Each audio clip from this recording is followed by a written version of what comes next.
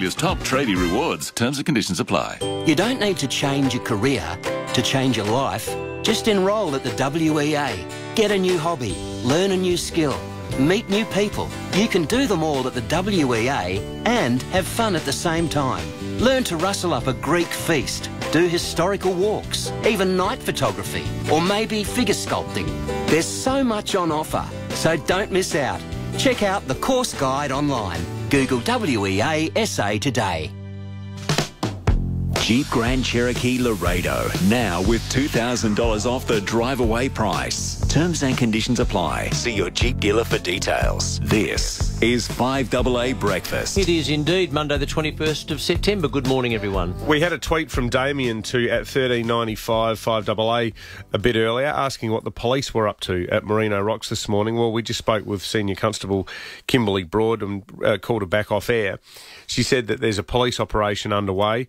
It started at first light. They're looking for a missing man called Sean Brown, and they're out with the Polair chopper on the lookout for Sean Brown, so fingers crossed he is found safely. Well, look, the big story yesterday in New Zealand was this absolutely shocking attack by a Sumatran tiger, a male tiger, attacked a long-standing zookeeper, a 43-year-old woman called Samantha Kudeweh. Now, she had 20 years' experience as a zookeeper and had worked closely with tigers for a long time, but suddenly the tiger turned on her, mauled her, and tragically she died as a result of the attack. Joining us now is our good friend from New Zealand, Selwyn Manning, who's the editor of EveningReport.nz.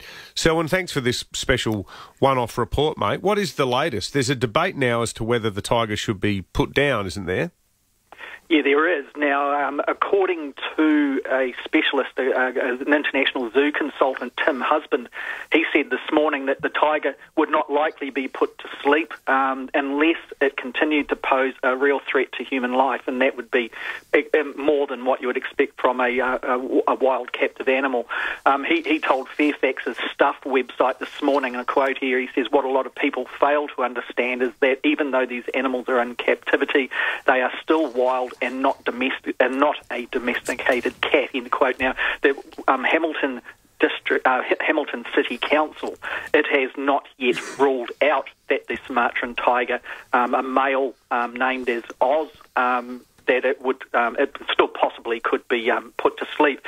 But what the conservationists are heading toward is saying how valuable the actual gene pool is for the Sumatran tiger, and that makes it very unlikely in the animal circles, in the animal conservation circles, that such a euthanasia would take place.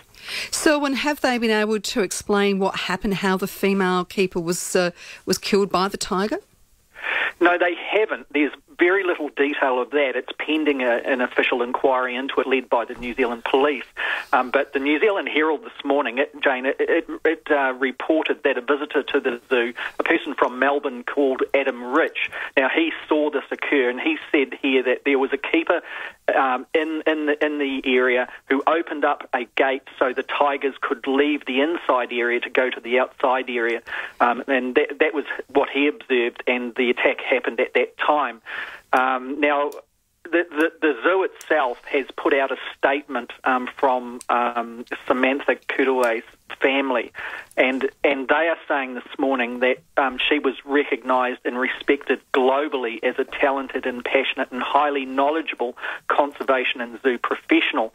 What they're suggesting there is that, you know, she was no newcomer to this. Like Dave in the introduction said, she had 20 years experience, 10 years of those at Hamilton Zoo, at this place where the attack and the killing occurred. But she also worked at Auckland Zoo for 8 years and 2 years at Melbourne Zoo and Werribee Zoo in Victoria, as I understand it. So the inquiry into all of this is obviously going to go into the tin tax relating to the security provided to the staff when they're moving animals from one enclosure to another. She did say, the woman who has been killed, Samantha Kudeweh, she did write herself in her bio about how she the passion for it. Her favourite animal was the rhino. She had successes and was recognised globally for her work in the conservation efforts for the white rhino. And under her care, the endangered Sumatran tiger, the pair there had 2 cubs recently. So she spoke that was a career highlight, Jane. And so just to clarify, Selwyn, so this Melbourne guy who witnessed it, clearly the zoo was open at the time when the zookeeper was attacked. Yes, it appears that it was. It was 11 o'clock yesterday morning, Sunday morning, and as we understand it, Samantha, she had passed away before ambulance staff could get there. Have her family made any comment about her death? Yes, they have. There's quite an extensive statement from the family. She was a mother of 2 young children under the age of 9. And she met her husband in Melbourne when she worked at Melbourne Zoo. They moved to New Zealand to raise their family and to basically work in that area that they loved. Apparently Samantha herself, at the early age of intermediate school, around 11 years of age, had told her parents and family that her passion was zoo animals and she wanted to work in the zoo. And she started off as a volunteer before doing a Bachelor of Science degree at Auckland University and then working in the zoo sector like we identified there. Yeah. Selwyn Manning, thank you for that report. Selwyn, as I said, is the editor of EveningReport.nz, and we talk to him every